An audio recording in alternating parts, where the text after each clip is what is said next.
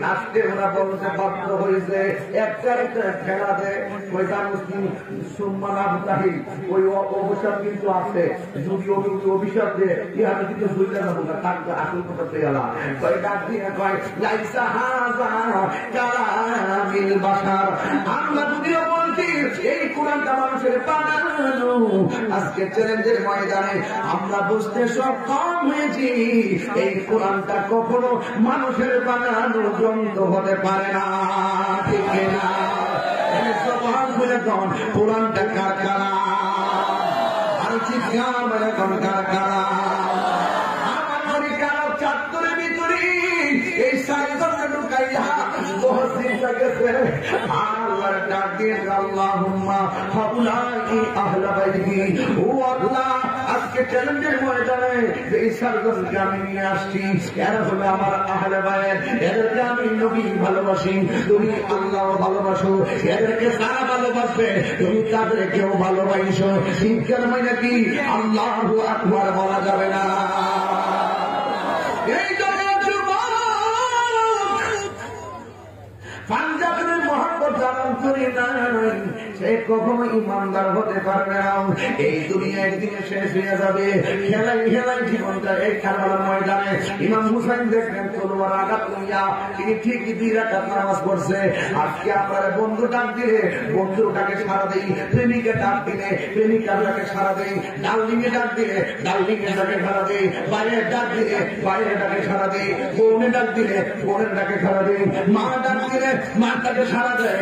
অথচ আমার আল্লাহ কিছু কিছু শব্দ পাইজা দিছে, নামাজের দিকে তোমার ডাক দিছে, তোমার কয়বার ডাক দিছে জানো নি? একটা বিশ্বাস মিলাই যান। ফজরের নামাজের ফরজ হলো 2 রাকাত, 365 দিনে 730 রাকাত। জোহরের নামাজের ফরজ হলো 4 রাকাত, 365 দিনে 1460 রাকাত।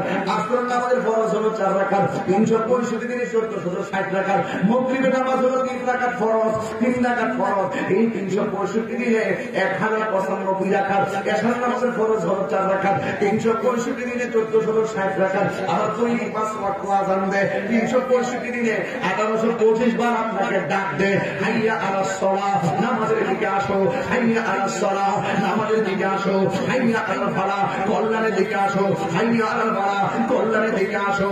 আসসালাতু খায়রুম মিনাল নাওম।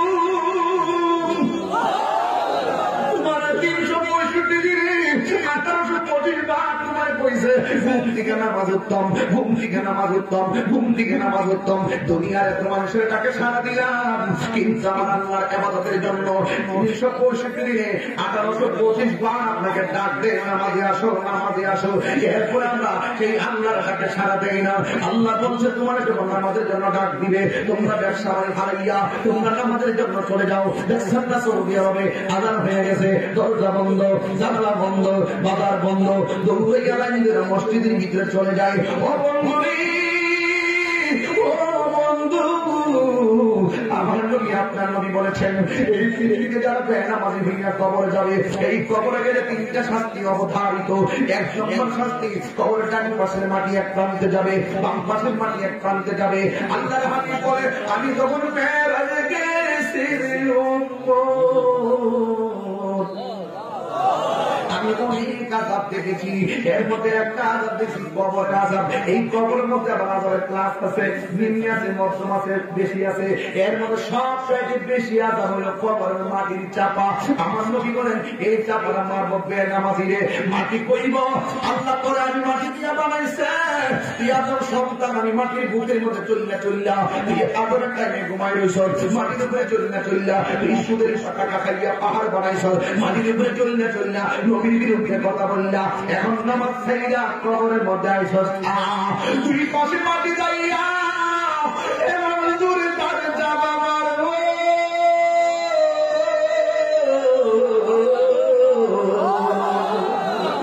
এ দুনিয়া ছেড়ে চলে যাবে একদিন, মায়ারি বাঁধন ভেঙে যাবে একদিন।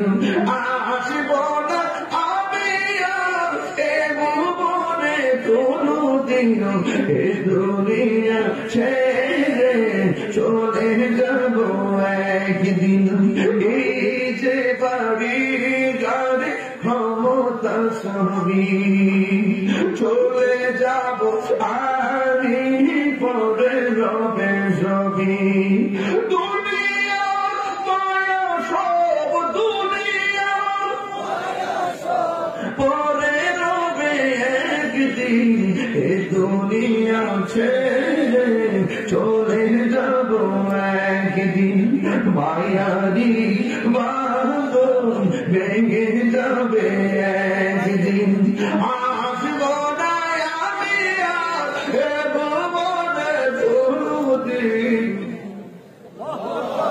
কেমনে বোঝাইতাম দুনিয়ার জন্য হেলায় হেলায় জীবন নষ্ট করে দিতেছি 5 নামাজ বছর 365 দিনে যদি 1825 বার আপনার ডাক দে 50 বছর হায়াত পাইলেন কতবার আপনার মসজিদে ডাক দিছে আপনি নামাজে আসেন এমন একটা সময় আপনি নামাজে গেছেন যখন আপনার অসুস্থ হয়ে গেছে এখন মনে মনে ভাবতেছেন আল্লাহ জানে ইবাদতের জন্য রোজা বালা করে দেয় এমন একটা সময় আপনি নামাজে গেছেন আপনি ভালো করে রুকু দিতে পারেন না ভালো করে সিজদা দিতে পারেন না এমন একটা সময় নামাজে গেছেন যে এই সময়ের ভিতরে আপনি ভালো করে ওযু করে রাখতে পারেন না এই জন্য আমি বলতে যৌবনকে একটা সিজদা বাধ্যকতার সর্বোচ্চ সিজদার সমান সদাচরণ ঠিক কিনা এই জন্য যুবক ভাইয়ের আমার হাতে পায়ে তুইরা বলে দিয়া যায় আজান হইলে কম্বলটা রাতি বেলা বাড়াইয়া আল্লাহর ঘর মসজিদে চলে যাইবা আমার নবী বলেন হাসরের ময়দান যেদিন কায়েম হবে 7 শ্রেণীর মানুষকে আল্লাহর আরশের